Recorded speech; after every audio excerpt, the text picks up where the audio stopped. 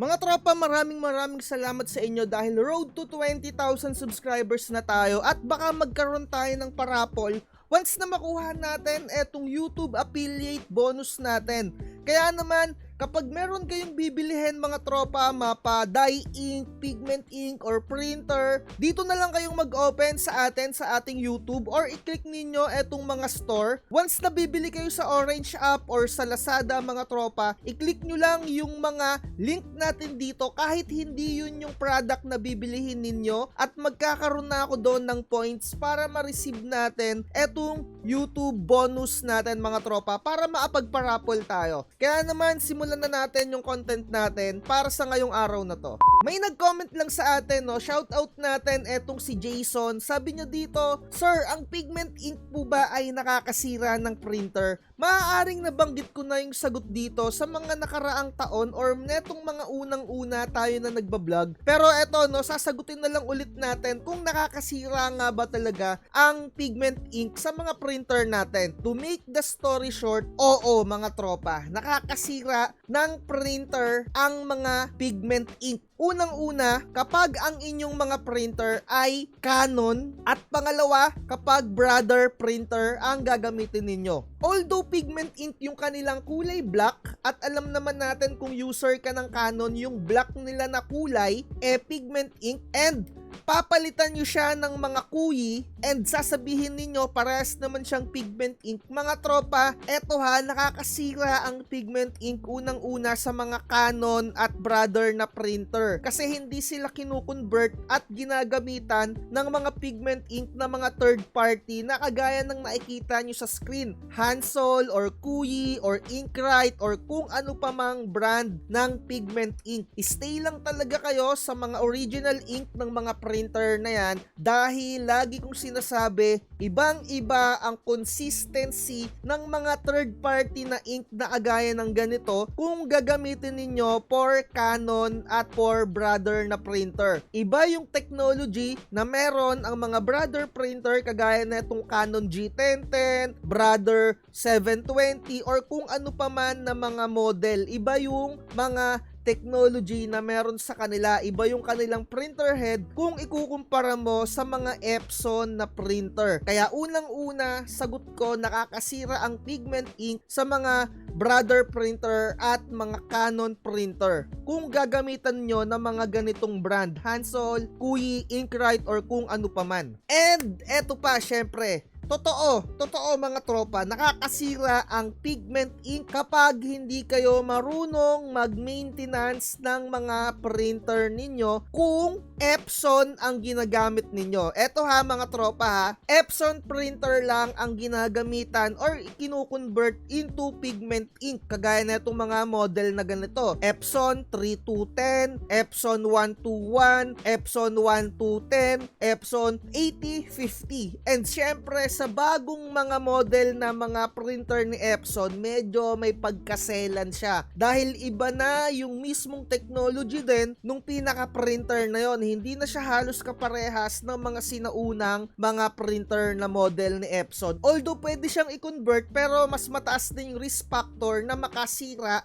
or masira yung printer mo kapag gumamit ka ng pigment ink sa mga ganitong model. Pero syempre, kagaya nga ng sinabi ko, dahil Epson printer nga lang talaga ang kinu-convert into pigment ink, yung mga ibang mga gumagamit ng mga printer na ganito, kagaya ng 8050 or kung mas mataas pa na model, syempre sa business, sugal talaga kung sugal, di ba?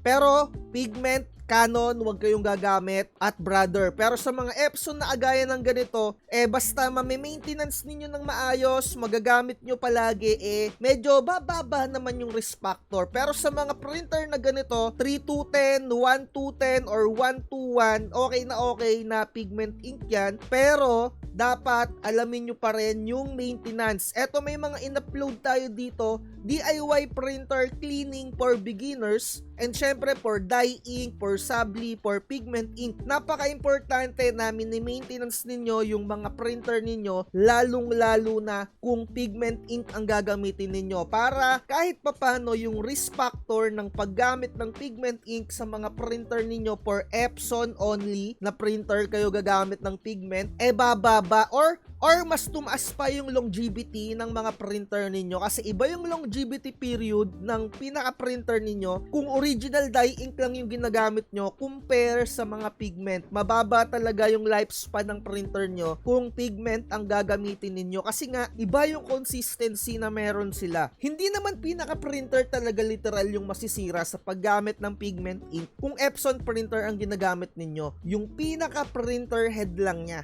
So halimbawa sabihin na natin na umabot ka ng 20,000 number of prints sa inyong mga printer na Epson, panalo ka na nun mga tropa. Ang laki na ng kinita mo nun kung gumagamit ka ng pigment ink at Epson printer ang ginagamit mo. Pero syempre, para umabot ka sa 20,000 number of prints, kailangan mong mag-maintenance. Alamin mo yung mga maintenance na mga agaya na makikita mo dito sa video natin na ganyan. Halimbawa, lagi kang nagpiprint. Eto yung nakikita nyong damper na yan, nauubusan niyang ng laman. Etong nakikita nyo sa screen, yung damper na to, nauubusan niya ng laman. Kagaya niya, no, kung nakikita nyo. So, kung hindi ka marunong mag-maintenance, talagang mabilis masisira yung printer mo. Kailangan mo yan higupan kagaya ng ganyan. Ayan o. Eto, ganyan lagi yung ginagawa ko every now and then. Wala akong specific na kung gaano ko siya kadalas na nililinisan or hinihigupan. Pero at least a month, i-check nyo or twice a month or thrice a month, di ba? Nasa sa inyo na yon kung gaano nyo papahalagahan yung pinaka-printer ninyo. Agaya niya, no, nakikita nyo yung printer ko na yan, dye ink lang yan, pero nagkakahangin pa rin siya. Di ba? Isipin nyo, original dye ink lang yung gamit ko dyan,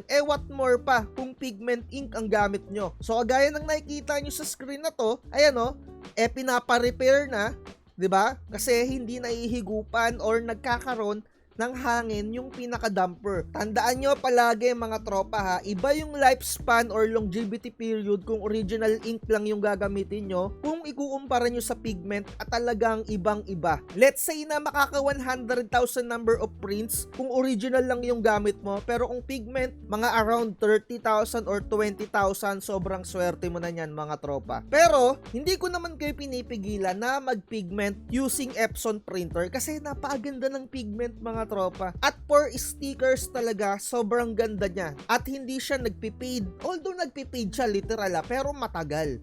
At may mga downside talaga ang paggamit ng pigment. Kailangan nyo ng mga color correction, di ba? Kasi yung color accuracy niya, hindi siya agaya ng dye ink. Pero may mga brand din ng mga ink, medyo mataas yung color accuracy niya. Pero pare-pares lang yan eh. Ako talaga mas nasanay lang talaga ako sa Hansol. Kaya hindi ako nagpapalit na. Kasi may mga kanya-kanyang karakteristik yan eh. Yung mga brand ng pigment ink. Kagaya ng Hansol, iba. Kagaya ng Kui, iba. Kagaya ng Inkrite, iba. So, ayun, sana makatulong tong comment ko na to tungkol dito sa katanungan mo, Jason, kung nakakasira ang pigment ink. Yes, kung hindi ka sure sa pag-convert mo or kinakabahan ka at Epson printer, wag ka na munang mag-convert kasi kailangan mo munang matutunan yung mga maintenance bago mo pasukin yung pagko-convert. Kasi lagi kong sinasabi yan mga tropa sa mga baguhan, kasi alam mo yon, kapag bumili ka ng pinaka-printer, let's say ang pinakabibilihin mo, sabihin na natin murang-mura lang kasi budget meals lang. Epson 121, almost 5,000 or 5,000 suma total. Kapag kinonvert mo yan sa pigment ink at kapag ka pumalya, wala na.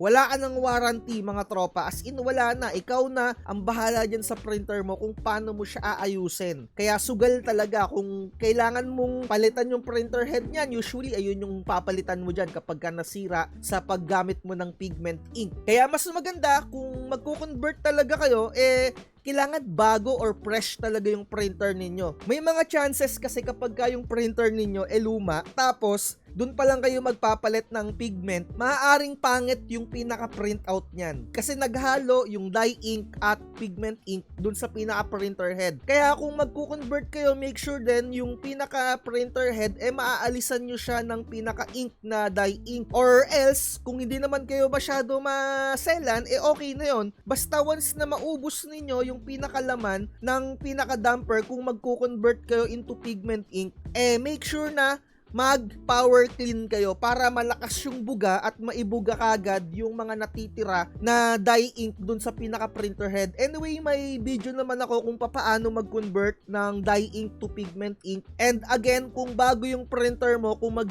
magpipigment ka, hindi mo lang gagamitin yung kasama niya na ink. Ibebenta mo lang yon or itabi mo. Tapos, ang isasalin mo lang na first ink yung mga pigment na mga kagaya ng ganito, Hansol or Kuyi. May mga nagtatanong kung okay lang din daw ba gumamit ng original na pigment, yung Epson na pigment. Parang Epson 008 ata yung pinaka-model nun. Okay lang naman mga tropa kung upward mo, 'di ba? Kasi isipin mo, mahal ang original na pigment. 800 ang isa. Paano ka kikita sa negosyo mo? 'Di ba? Isang piraso pa lang yun, 800 na, 'di ba? So, mag-isip-isip ka. Kaya nga tayo gumagamit ng mga ganito na mga alternative para kumita tayo. Kasi alam ko, tatanungin nyo yan eh. Again, mga tropa, meron akong isi-share sa inyo. Free ko lang tong naibibigay. Basta i-message nyo lang ako sa ating Facebook page. I-send ninyo na nakasubscribe kayo sa ating YouTube channel para mabigyan ko kayo na itong color test page calibration. Ipiprint nyo to once na kayo ay naka-pigment ink. Halimbawa, wala kayong piniprint sa isang linggo, mag-print lang kayo ng ganito twice or once a week, 'di ba? Tapos mag-head clean kayo once or twice, 'di ba? Kung wala talaga kayong piniprint, at mag-print din kayo nito para ma-check ninyo kung maayos yung pinaka-printer ninyo, yung mga printer head ninyo bago kayo mag-print ng pinaka-design ng customer ninyo. Kasi one time halimbawa magpi-print ka na, 'di ba? Hindi mo pa sure na maayos yung pinaka-print. Kailangan mag-print ka muna netong mark calibration para makita mo yung sample ng mga lines. Kasi syempre isipin nyo, mahal ang mga vinyl sticker, di ba? Sayang yung mga materials ninyo. At least sa bond paper or scratch paper na smooth pa naman, na diretso pa naman, makikita nyo na kaagad, di ba? Na kumpleto yung kulay. Again, message nyo lang ako sa ating Facebook page para ma-send ko sa inyo yon. I-send nyo na lang din na nakusubscribe kayo sa channel natin, 'di ba? Sana nakatulong tong content natin kung nakakasira ang pigment ink. Anyway, yung pinaka-printer ko na Epson 805, around mga nasa 30 something or 20 something thousand of prints na siya. Kasi talagang inaalagaan ko yung printer na yon. Talagang syempre medyo may pagkamahal siya. And sa tingin ko halos ROI na siya dahil around 3 to 4 years na rin natin siyang ginagamit dito sa small printing shop natin mga tropa, no? And again, phase out na ang Epson 805. At ang pumalit sa kanya etong Epson 8050. Nasa sa inyo kung magko-convert kayo into pigment ink. Again, kagaya ng sinabi ko, medyo may pagkaselan yung mga bagong printer neto ni Epson na mga models. Do your own research. Ako mga tropa, no, guide lang talaga ako at hindi ako pulidong-pulido. Syempre, no, minsan may mga nasasabi rin ako na mga mali. Kaya i-double check nyo rin yan mga tropa. Welcome na welcome din kayong mag-comment dito kung may mga nasasabi ako na mga mali sa mga experience ko or yung mga shit na mga sinasabi ko dito, no. Comment nyo rin yung mga experience ninyo. Welcome na welcome kayong mag-comment dyan. Hindi ko kayo ibablock. Wala akong gagawin sa inyo kasi transparent tayo dito sa channel natin at hindi tayo nanguuto na kagaya ng mga ibang channel dyan. Lagi kong pinapakita yung mga tunay na presyo mga tropa, at kung gusto nyo mag-avail ng mga template, siguraduhin nyo na kailangan ninyo yung mga template na i-avail ninyo kasi yung mga hard-earned money ninyo, gusto ko na masulit ninyo yan mga tropa. So dito na lang natin tapusin yung content natin. Kung kulang pa yung mga nabanggit natin na information, comment na lang kayo dyan sa ating comment section or message nyo ako sa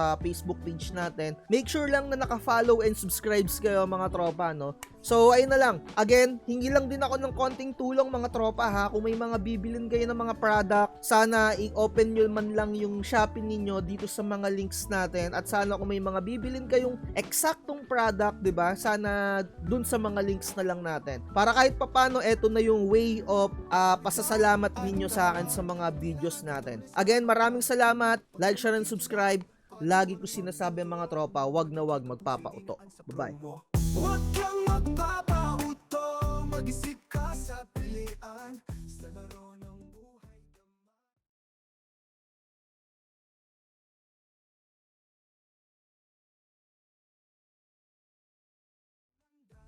Hanapin mo sa mundo